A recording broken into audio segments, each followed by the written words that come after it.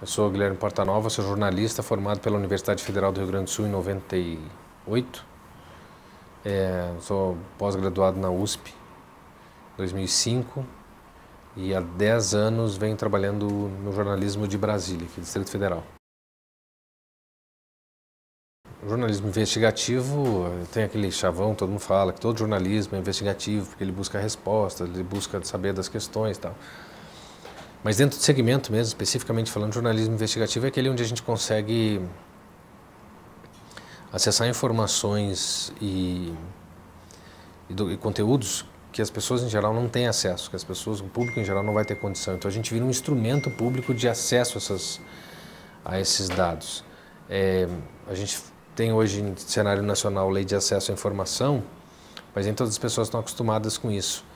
E aquelas informações são as informações que são publicadas, né? Muitas vezes o jornalista ele tem que conseguir acessar aquilo que não se tem interesse que se publique, né? Que algum segmento não quer que seja publicado. E a investigação trata com isso exatamente, né? Tanto de fatos que existem e que estão sendo escondidos, como fatos que existem e que simplesmente não estão sendo percebidos. E isso parece uma sutileza, mas não é. Isso define um completo instrumento, um método de trabalho completamente diferente de um para o outro, né? Coisa é você trabalhar com fatos que estão sendo escondidos, objetivamente escondidos, por pessoas interessadas em esconder, e essas pessoas muitas vezes têm funções públicas também. E a outra coisa é você trabalhar com fatos que estão aí e simplesmente não são investigados por falta de condições de se investigar. Então, operação de quadrilhas, a gente viu muito isso, né? Os métodos para fazer uma coisa e fazer outra são completamente diferentes. E não é só uma questão de nomenclatura, de sutileza ou de classificação, não. Todo o trabalho é completamente diferente, de um e de outro. Pois é, o furo é um eterno dilema, né? Um eterno ponto de interrogação na nossa profissão, porque desde que eu estudava eu já ouvi falar a importância do furo, validade do furo. O furo sempre foi, ou historicamente foi, aquilo que alguém conseguiu que ninguém conseguiu ainda, né? A informação que ninguém conseguiu ainda, que muitas vezes estava protegida, né? E conseguiu se descobrir e se publica. Protegida não em termos de segurança, protegida porque não queria não havia interesse que se divulgasse. O problema é que o furo ele leva uma série de questões, né? Uma série de dúvidas, de debates internos até, né? Esses dias eu conversava com um colega que estava em tremenda dúvida interna porque o furo que ele tinha descoberto talvez reforçasse algumas posturas conservadoras e até uma certa reação de violência contra as pessoas que teriam sido flagradas e que na verdade também no contexto, que eu não posso revelar exatamente o caso, mas também eram vítimas de um certo contexto social, né? Então o furo, a coisa tem que ser muito relativizada, tem que ser muito pensado a respeito. O que é? É por status pessoal, assim? Para mim, a máxima que tinha que valer em termos de comunicação, mas essa está cada vez mais difícil, é a questão da dignidade humana, entende? O que você está fazendo, de alguma forma, prejudica, afeta a dignidade humana de alguém, de algum grupo, isso tem que ser levado em consideração. E acho que tem que ser levado a cabo qualquer furo, qualquer tipo de produção de reportagem que preserve, que defenda a dignidade, e não que ameace, o que a gente normalmente não faz, né? A gente não faz esse tipo de reflexão. A gente fala normalmente em princípios, a gente está falando de outras questões. Dignidade é uma coisa que a gente deixa mais para o sociólogo, lá para o assistente social, a gente não pensa muito nisso. Então, definindo assim, o furo é o acesso a uma informação exclusiva, ou no momento em que outras pessoas não têm aquele tipo de conteúdo e que seja de interesse e de relevância pública, né? Dentro desse conceito aí cabe uma variedade gigantesca de circunstâncias, de contextos que a gente nem sempre leva em consideração. Agora, ficou muito relativizado pela questão das mídias, isso é muito bom, das mídias múltiplas, em que você daqui a pouco já nem sabe quem foi que lançou primeiro a história. E acho que se o objetivo é publicar e informar bem, estando as pessoas bem informadas, está ok, é isso que tem que acontecer, não importa se fui eu, se foi outro colega, tem que dar. Acho que a gente tem que pensar também no nosso caráter público, nossa função pública, né? Então, muitas vezes eu não quero reivindicar o furo, né? Eu já fiz alguns aí entrevistando no estúdio, pessoas que vão me dar entrevista e a gente descobre uma novidade ali na hora, seria um furo. Não quero louros em cima daquilo, entendeu? Aquilo ali tem que ser informação pública, tem que ser divulgada, não tem que assinar. Não quero assinar aquilo ali. Nunca fiquei fixo no departamento de investigação, no departamento, numa área fechada de investigação. Eu tive vários momentos em que eu fui para esse tipo de trabalho e depois saí, por circunstâncias mais diversas, mais variadas. Então eu trabalhei com um pouco de investigação em Porto Alegre, na Rádio Gaúcha. Depois eu fui para a TV e parei. Depois eu fui em Santa Catarina. Eu acabava fazendo um pouco de investigação em Florianópolis. Um pouco também no ano que eu fiquei em Florianópolis. Depois em São Paulo eu cheguei a pegar algumas matérias. Depois em Brasília eu caí no núcleo do Fantástico. E eu fiz alguns meses de investigação. Agora, mesmo não estando nos núcleos que trabalham com investigação, em algum momento você pega uma matéria, você pega uma denúncia, você vai atrás, você consegue levantar. Então eu não saberia te dizer assim, não teve um tempo, não fiquei 3 anos dentro da investigação. Mas eu tive vários pontos, várias matérias, e nesse momento fantástico, exclusivamente investigação, em que apareceram as pautas desse nível, desse interesse, desse segmento, e aí se trabalha com equipe que se tem disponível, às vezes uma equipe grande, como no Fantástico, às vezes uma equipe menor, mas eu nunca fui exclusivo disso. Só no tempo do Fantástico que eu fiquei fixado, foram alguns meses de Fantástico, em que você criou um núcleo aqui em Brasília, em que a gente produziu algumas coisas, assim, algumas matérias grandes. Uma sobre uma quadrilha aqui de chineses no Paraguai que monta cassino do Brasil e casa de jogos de azar. Que essa foi a reportagem mais bacana assim, nessa parte de investigação. E uma outra que foi uma reportagem bacana, mas foi uma grande frustração, que foi um flagrante aí do IBAMA e da Polícia Federal contra uma quadrilha de trabalha com carvão no Nordeste, em um pedaço do Centro-Oeste. E a matéria caiu porque houve uma morte da Amy Winehouse no mesmo domingo, aí o Fantástico ficou tomado por aquilo, a matéria acabou caindo. Deu um especial de 25 minutos na Globo News, a reportagem que a gente tinha preparado do Fantástico. Então, quer dizer, era material robusto, assim. Foram 40 presos naquele fim de semana, foi uma loucura. A gente ficou o fim de semana quatro dias sem dormir, porque a gente saiu daqui de carro para acompanhar a operação não terminava mais, quer dizer, um negócio doido, assim. Mas eu cansei também. E tem outra coisa, né? Depois que nasce filho, assim, é mais difícil você querer botar a cara em pancada, assim, sabe, de investigação. É diferente. Eu estou falando, são 2 tipos de investigação quase diferentes, né? No que se praticava muito nos anos 80 e 90, era um tipo de investigação que você ia experimentar, você ia a campo, né? Então você estava lá, então você sacava que tinha um tipo de operação aqui, você ia viajar, você olhava, você conversava com os caras, você se disfarçava, você flagrava, quer dizer, toda uma estrutura para você conseguir descobrir um fato.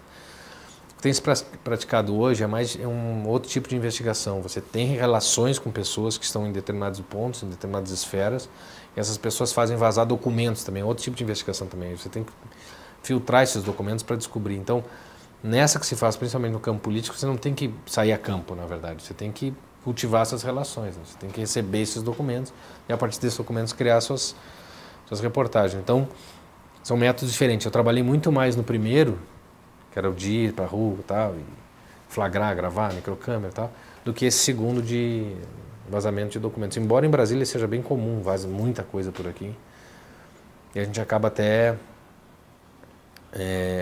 tendo que ter um bom treino nessa coisa de filtrar essa documentação. Mas são 2 métodos completamente diferentes. Em São Paulo eu trabalhei com algumas matérias investigativas, mas eu não era do núcleo de investigação. O núcleo de investigação era composto por outros profissionais muito qualificados, com muita história, muitos anos de trabalho nesse segmento. Então, eventualmente, eu fazia alguma coisa, mas eu não era do núcleo. Eu fazia geral. Eu comecei a acompanhar muito a questão dos atentados em São Paulo em fevereiro, porque eu trabalhava na madrugada na época. Em fevereiro de 2006, o PCC começou a explodir postos de polícia, queimar, metralhar, e atacar ônibus, e impedir a entrada de polícia. E como isso acontecia normalmente no final da noite, madrugada, eu estava sempre na linha de frente. No Dia das Mães, eles resolveram devastar a cidade de São Paulo. Eles atacaram 27 bairros, se não me engano, se não mais. Foram 400 mortos naquele fim de semana em São Paulo. Foi um horror aquele fim de semana. Depois disso, eu acho que depois do Dia das Mães, eu acho que em junho, eles explodiram a sede do Ministério Público no centro de São Paulo, perto do centro de São Paulo. Botaram uma bomba lá dentro, explodiu, caiu o teto, foi um horror, foi um caos. E eu, na madrugada, chegando pro trabalho, cheguei e fui o primeiro a chegar lá. Eu passei a manhã inteira. Eu me lembro que aquele dia eu entrei assim, ao vivo, eu entrei no Bom Dia São Paulo, eu entrei no Globo Rural, entrei acho que 2 vezes, no Bom Dia São Paulo, acho que entrei uma vez por bloco, entre 5 vezes. No Bom Dia Brasil eu entrei mais 2 ou 3 vezes, eu entrei na Globo News, entrei na Maria Braga, assim, eu me lembro que eu não conseguia escrever a matéria de tanto que eu tinha que entrar ao vivo. Uma loucura, e fiquei muito marcado, porque era um atentado, PCC e tal, e depois em agosto, no Dia dos Pais, acontece o meu sequestro. Então as pessoas relacionaram muito uma coisa com a outra. Ele estava cobrindo, estava investigando o PCC e acabou sequestrado. Não teve essa relação. O pessoal que me sequestrou foi para uma padaria, onde a gente costumava comer, porque era muito perto da Globo, numa favela que tinha ali bem pertinho, favelinha pequena, bem pertinho da TV. A minha pauta tinha caído, não sabia porquê, mas depois eu descobri, já tinham começado os atentados na periferia, na Zona Norte, Zona Leste de São Paulo, naquele Dia dos Pais. E fui, como caiu a pauta, o Fernando, que era o chefe da redação, disse, olha, pode tomar café lá que a gente vai ter que ver outra pauta para ti, que a tua pauta caiu. Achei estranho, porque era uma pauta de meio ambiente, não tinha nada a ver com... Não era uma pauta pesada. E aí, nessa aí, como eu estava sem pauta, eu deixei os outros equipes que estavam ali, tinham outros repórteres ali, saírem antes. Eu cheguei antes, mas eu disse, não, vai passando na frente da fila, eu fico para trás, porque vocês estão com pauta e estão com pressa, bora, a fila estava grande, eu fiquei por último. E nessa de ficar por último, o cara veio com arma e me levou. Mas quem me levou não sabia quem eu era. Tanto é que eles pedem os documentos na hora que eu chego no cativeiro, primeiro, para saber quem eu sou. Acho que eles identificaram, claro, primeiro pelo carro, que estava parado na porta, segundo pela roupa, né? Identificaram quem era o repórter pela roupa, estava de terno e tal. Foi por aí, mas não teve a ver, não foi alguma coisa encomendada. Foi um período, assim, pavoroso, porque eu já tinha, nessa altura, quando eu mudei de cativeiro, eu já tinha negociado minha execução, como é que eu queria ser morto, porque eu consegui perceber que eu não conseguia lidar com a ideia de violência sexual, nem de tortura e nem de mutilação, né? Então, comecei a negociar a morte, tiro e mata, acabou, e não some com o corpo para minha família poder ter noção de o que aconteceu comigo, mas sem requinte de crueldade. Uma das coisas que eles queriam saber, por exemplo, é se eu tinha tatuagem, porque eles queriam cortar a pele para mandar para a família, para mostrar que estavam comigo, entendeu? Então, quer dizer, tem toda uma psicologia por trás desse negócio que é feita para você aterrorizar quem estava lá. No caso, nem era eu. Eles não tinham nem interesse em me aterrorizar, porque um refém aterrorizado é muito pior do que um refém que está tranquilo. Mas um colega estava comigo que ia levar uma gravação que devia ser exibida na TV. Então ele tinha que estar apavorado. Ele tinha que estar com realmente medo que eu fosse moído vivo lá. Porque senão ele ia chegar, não, tá relax, tá tudo bem, relaxa. Aí o pessoal, talvez a providência não fosse atendida, né, o pedido deles. Foi um sequestro político. Durou 42 horas em 3 cativeiros em São Paulo. Uma situação assim, muito tensa, um horror. E claro, desdobramentos emocionais disso você vai se dar conta bem depois, né? Então minha ideia foi sair falando quase como uma coisa terapêutica. Mas isso demora você conseguir elaborar um caso como esse, sabe? Tem algumas coisas que surgem assim hoje na minha cabeça. Foi exibido primeiro no Altas Horas para o estado de São Paulo, eles perceberam que foi só para São Paulo, eles queriam causar uma comoção mundial, e aí exigiram, quer dizer, eles devem ter exigido, não sei como é que foi isso, mas esperaram o Fantástico, e aí o Fantástico deu atenção para isso, e aí a coisa... Aí depois do Fantástico ter dado a matéria que eles se convenceram de que poderiam me soltar. No interior da fase de execução penal, inverte a lógica da execução penal e, coerente com a perspectiva de eliminação e inabilitação dos setores sociais redundantes, abre aspas, leia-se clientela do sistema penal, fecha aspas. Eu nunca sofri censura de nenhuma natureza, assim, trabalhando com investigação. Até porque, normalmente, as questões que eu tentei investigar eram questões penais, eram questões policiais, né? Assim, então, não era uma coisa que eu Eu me lembro que uma vez eu recebi não recebi uma censura, mas eu fui reprimido por estar investigando um grande empresário de Santa Catarina. Eu trabalhava na RBS e aquilo lá podia atrapalhar os negócios da empresa. Foi a única vez. E também não foi censura, assim, foi só uma recomendação de, pô, não mexe com esse cara aí. Negócio meio de interesse corporativo, assim. Acho que sofre, sim. Eu sofri essa vez, assim, né? Falando de Globo, nunca aconteceu. Eu também nunca investiguei coisa muito... Investiguei o que eu tô falando, investiguei mais casos policiais, aí nunca teve problema. No caso de você ser censurado, você tem que pensar o que aí vai ver um monte de coisa na cabeça, né? Você vai pensar o seguinte, bom, por que eu estudei, o que eu estou fazendo aqui, né? O que eu vou fazer com isso? Eu tenho um material bom na mão, o que eu faço? Eu acho que no caso de você ter um furo por dever jornalístico, se você foi censurado, talvez seja o caso de você passar para algum colega de outra empresa ou de outro, sei lá, tem que pensar em como divulgar aquilo, né? Você não precisa ser o responsável pela divulgação, aí depende do amor que o cara tem ao próprio orgulho, né? O próprio nome. De repente o cara está sendo censurado na empresa por motivo A, B ou C, daqui a pouco pode ter outra que tem interesse em fazer, daqui a pouco tem um amigo, o pessoal conhece, tem colegas, tal, passa a matéria. Já vi casos disso acontecendo, de alguém não poder publicar alguma coisa porque estava num determinado veículo impresso lá e aí forneceu o material para um colega fazer, porque tinha desejo que aquela matéria fosse veiculada. O caso de censura é muito complicado, porque se você recebe um tipo de veto em determinado assunto, e você está ligado àquele assunto, não com uma questão de ego, mas você está ligado com aquele assunto, você acha que o assunto é relevante para a sociedade, você fica num dilema pesado, assim, é uma carga importante a carregar, né? Assim, você não sai de uma negociação dessa tranquilo, não, tudo bem, ficou bacana, porque ou você vai passar para alguém fazer, e aí você, pô, trabalhei para aquilo, tinha tudo aquilo para fazer e não fiz, ou você vai dizer assim, pô, tive que passar para outra empresa também, eticamente é um negócio delicado. O que você vai fazer no caso desse? Eu faço a pergunta assim, você conseguiu levantar um negócio, você não tem o direito de publicar porque o veículo onde você trabalha diz que não vai publicar. O que você faz? O que você fere?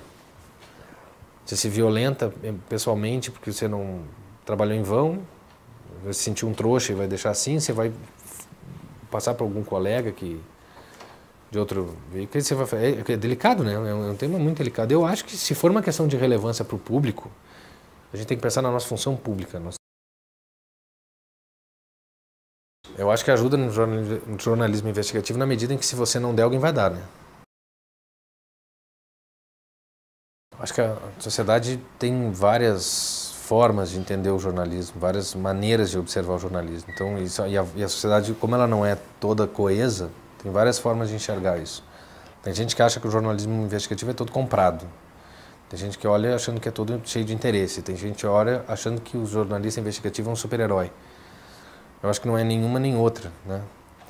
Eu acho que o jornalista investigativo é um cara que teve que se adaptar a alguma série de mudanças aí. Eu não falo só tecnológicas. A tecnologia, na verdade, veio para ajudar. Eu não vejo problemas em ter um monte de veículos fazendo a mesma coisa, um monte de gente fazendo independente, até, denunciando coisas independentes. Eu acho que é mais fonte para a gente, é mais material para a gente poder trabalhar e elaborar, mais gente para a gente consultar, mais gente para a gente ouvir e para a gente também se balizar no que a gente está fazendo. Eu acho isso muito bom. Eu acho que a adaptação que a gente teve foi a mudança de comportamento dos noticiários, né? Os noticiários mudaram muito de comportamento, né? O conteúdo mudou bastante e quem trabalha com investigação teve que ver o seu segmento meio que minguar, assim, né? O espaço para investigação diminuiu muito, pelo menos dessa mais vivenciada, dessa de ir para campo, diminuiu bastante. A gente cobre outro tipo de conteúdo hoje em termos de denúncia, muito mais processual do que exatamente factual, assim, ou de campo, e essa é uma adaptação importante que quem trabalha com investigação exclusivamente teve que fazer. Eu não pretendo voltar a trabalhar com investigação por uma série de razões. Acho que não sinto mais a atração para a coisa da investigação, a não ser que eu vá para um segmento de investigação, vá para um lugar especializado em investigação, trabalhar só com isso, tá? Mas hoje não é um plano meu, não tenho esse desejo. Giovanni Grisotti, meu colega na Rádio Gaúcha, que ele fala sobre o interesse da fonte. A relação com a fonte é fundamental, você tem que cultivar as fontes, só que nós temos que fazer sempre aquela pergunta, quando eu recebo uma denúncia, assim, a que eu estou servindo, divulgando essa denúncia? Que tipo de... Tá, às vezes a notícia é muito bacana, muito boa, tal, é legal, é relevante, tal, mas a quem eu estou servindo divulgando esse troço, sabe? A pessoa que me passou isso tinha que interesse, né? A fonte sempre tem um interesse. Pode ser o mais republicano do mundo, pode ser um troço escabroso, pode ser tão bandido quanto quem está sendo denunciado, ou até mais. Essa reflexão é uma reflexão importante, fundamental, né? A gente tem que ver o que a gente... Não só ver o material que a gente tem na mão, a gente tem que ver o que está envolvido por trás desse material que a gente está mexendo, né? Esse é um negócio importante, esse é um negócio bacana de parar e estudar.